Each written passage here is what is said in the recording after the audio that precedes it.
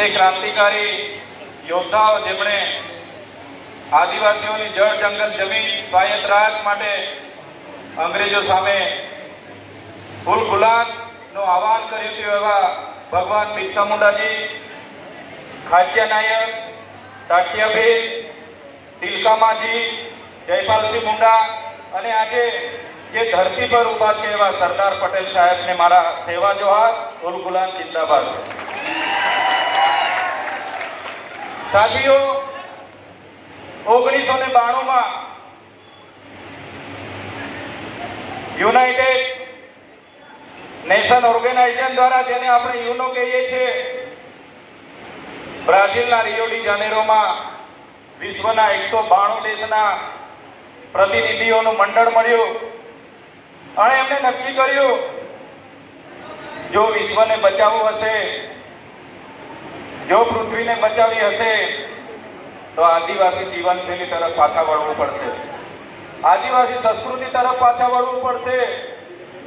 અને એ તરફ વળવા માટે 9 ઓગસ્ટ ને દર વર્ષે વિશ્વ આદિવાસી દિન તરીકે ઉજવવાનું નક્કી થયું અને આજે સમગ્ર વિશ્વમાં 9 ઓગસ્ટને વિશ્વ આદિવાસી દિન તરીકે ઉજવવામાં આવે છે। સાથીઓ, તમે જાણો છો 9 ઓગસ્ટના દિવસે અમેરિકામાં પણ જાહેર રજા હોય છે, કેમ કે ત્યાં આદિવાસીઓ વસે છે।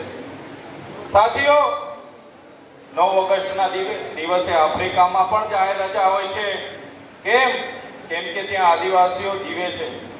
સાથીઓ, એવી રીતના બ્રાઝિલમાં પણ રજા હોય છે। એવી રીતે આપણા દેશની વાત કરીએ, આપણા દેશમાં પણ ઝારખંડ હોય કે છત્તીસગઢ હોય, 9 ઓગસ્ટના દિવસે સરકારો જાહેર રજા રાખે છે, કેમ કે ત્યાં આદિવાસીઓ જીવે છે। માત્ર ગુજરાતમાં 9 ઓગસ્ટના દિવસે જાહેર રજા નથી આપતી, કેમ આદિવાસીઓ ગુજરાતમાં જીવતા નથી?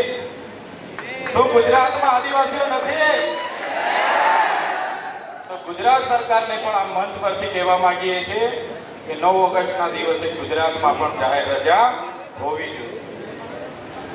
મિત્રો, તમને હું પૂછવા માંગીશ, આજે દેશમાં આદિવાસીઓની સંખ્યા કેટલી છે? કેટલા ટકા આદિવાસીઓ ભારતમાં વસે છે? કોઈને ખબર છે? આજે ભારતમાં કેટલા ટકા આદિવાસીઓ વસે છે? કોઈને ખબર છે? જણાવો કોઈ।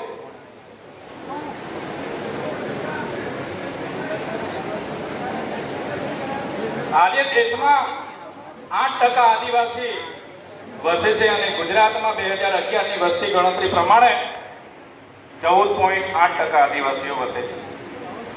સાથીઓ, ખૂબ મોટો વર્ગ દેશમાં વસે છે।